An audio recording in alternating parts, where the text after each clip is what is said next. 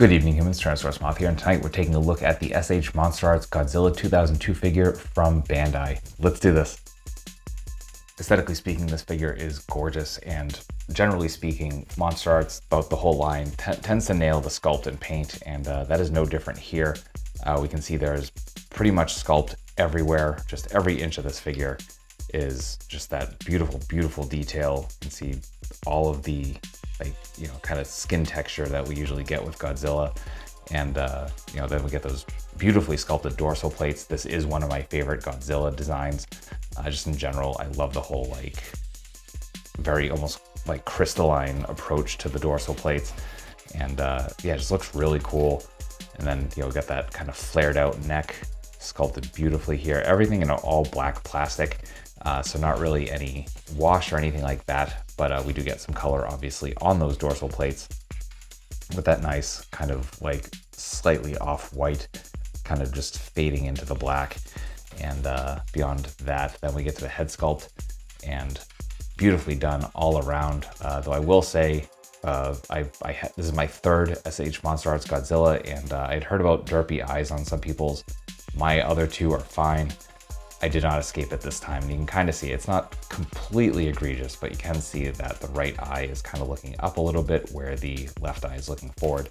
So that is unfortunate, but still a gorgeous figure, and the color they use for those eyes is just really, really nice. Very nice glassy look with a lot of depth, which is very impressive, and I don't think I'm really capturing it on camera here, but definitely beautiful looking. We even get full paint on the inside of the mouth. You can see that nice deep red. Really brings out the sculpt, honestly, in that respect. And then the bright white teeth kind of just shining all the brighter because of that darkness. And that's really, really cool.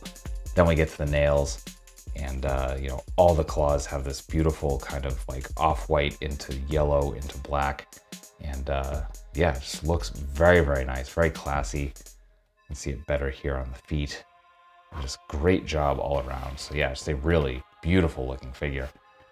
Articulation, balance here are nice. As you can see, we are in a standing kick, not a freestanding kick. I am using the tail. Part of that is the proportions of the figure, but the joints themselves are nice and tight, so they definitely allow for some posability. But we are limited, and I am gonna say that in terms of the types of joints, it's ball joints head to tail. So that much is easy. I guess we'll start off with the jaw, which comes open about that much. You definitely get some nice work there. It does move side to side, so I'm pretty sure that's also a ball joint. I was gonna say that might be a hinge, but so we get that far open. We can close all the way. So there's that. Then we get a ball joint at the base of the head, the middle of the neck, the bottom of the neck. You can't push it too far, otherwise they all pop out. I actually did that the last time I tried to record this section. So we're getting there.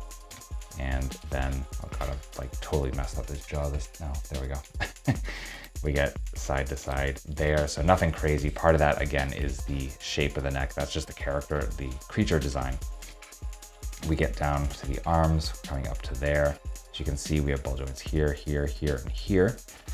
And nothing crazy, but we can straighten out and bend a little bit. We do get some movement in the wrists. We do have a sculpted piece between the hand and the forearm, which actually is gonna hinder us a little bit, but again, we can come in and out there as well. Then we get a ball joint here at the diaphragm, ball joint at the hips. So come up there, come forward, get some side to side. Again, with the sculpt and stuff like that, I've popped out this joint, and it definitely took a bit to get back in, so I'm not gonna push it too far.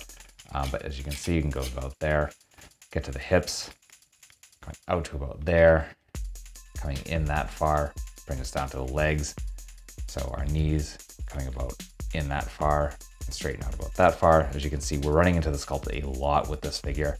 Feet are very, very nice. We can come that far forward and pretty much perfectly point, and we can get anywhere we want side to side. So that's very, very nice. Then we come to the tail. Again, ball joints down the length of it. And we're getting some really nice range. We can pretty much curve into a C. Can curve all the way up and can curve down. So some excellent range, certainly in the tail and the ankles, but the rest of it's definitely gonna be a little limited. So that's articulation.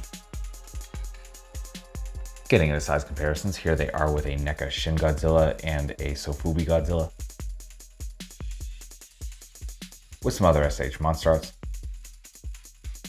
with some Hasbro and some Mattel, with some other imports, with some other monsters. Finally, with an articulated icons Oni and yours truly in human form as a Valorous Action Force figure. So my final thoughts on the SH Monsterarts Godzilla 2002 figure from Bandai is that this is a really good figure, though it does fall short in a couple of respects. I mean, aesthetically, it's gorgeous and hits all the right notes, but I do wish that the articulation had a little more tolerance.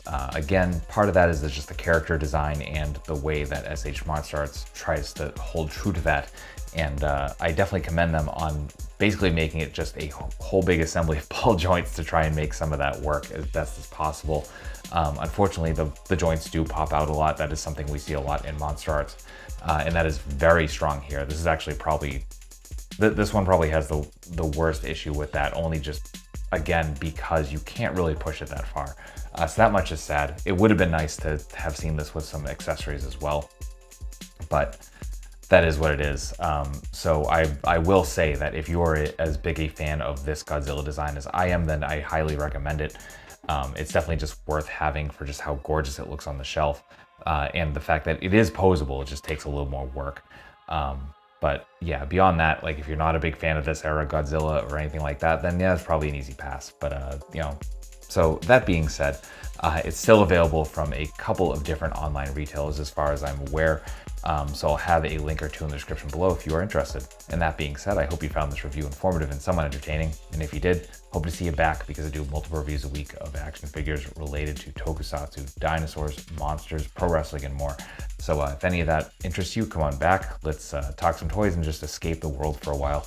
But ultimately, I just hope that you are well. I hope that all of your toy dreams come true. And most importantly, I hope that you and yours stay weird, simians.